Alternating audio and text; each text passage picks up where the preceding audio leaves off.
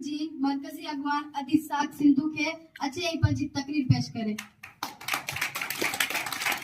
निकतो बहकदड़ जुलूस आफ़ताब जो पयो अली खफन अंधे रात जो निशान नजर अचे पियो साफ़ मंज़िले निजात जो क़यामतूं क़यामतूं पुठियां उथारींदा जो जहां खे ॾाकू हुजनि ऐं ख़ासि करे इन्हनि जेका सरपरस्त आहे गगर यूनिट एसबीटी जी भेण प्रिय सुमरो उन्हनि खे वधीक मुबारकूं हुजनि इन ते त हुननि पंहिंजी मुसलसिल कोशिश ऐं जिदोजहद सां ही क्लास अॻिते वधाया आहिनि।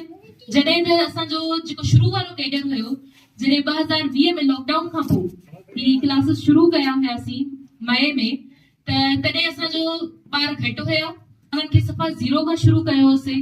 उन्हनि खे सेखारण वारो सिर्फ़ु आपी हुई उन्हनि जी तरबियत कई हुननि वरी ॿियनि ॿारनि जी तरबियत कई।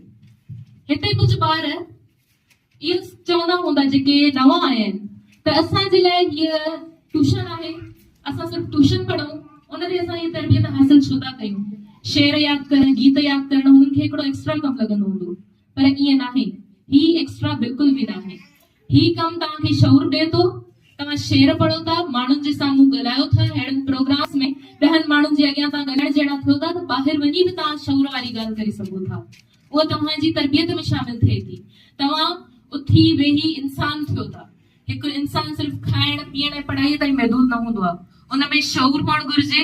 उथण वेहण जो ढंग ॻाल्हाइण जो ढंग 4 माण्हुनि सां कीअं ॻाल्हाइजे उहे शयूं असांखे हिन तरबियती क्लासनि मां मिलनि थियूं।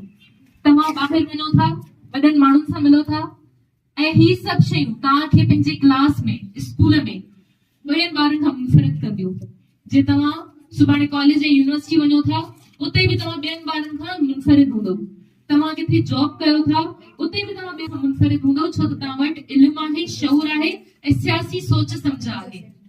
सियासी सोच सम्झ जॾहिं ॿारनि खे नंढे लाइ थी मिलंदी तॾहिं हू वॾा थी करे हिकु बहितरीन इंसान थींदा ऐं पंहिंजे अॻियां पंहिंजे नंढनि खे बि उहो ई सेखारींदा। आख़िर में मां पंहिंजी जाइ वठंदमि ईअं चई करे त तव्हां सभिनी खे हिन जूं मुबारकूं हुजनि ऐं मुंहिंजी उमेद आहे त हीअ कोशिश अञा जारी रहंदी। अॼु 200 क्लास पूरा थिया आहिनि सुभाणे 1000 क्लास बि पूरा थींदा।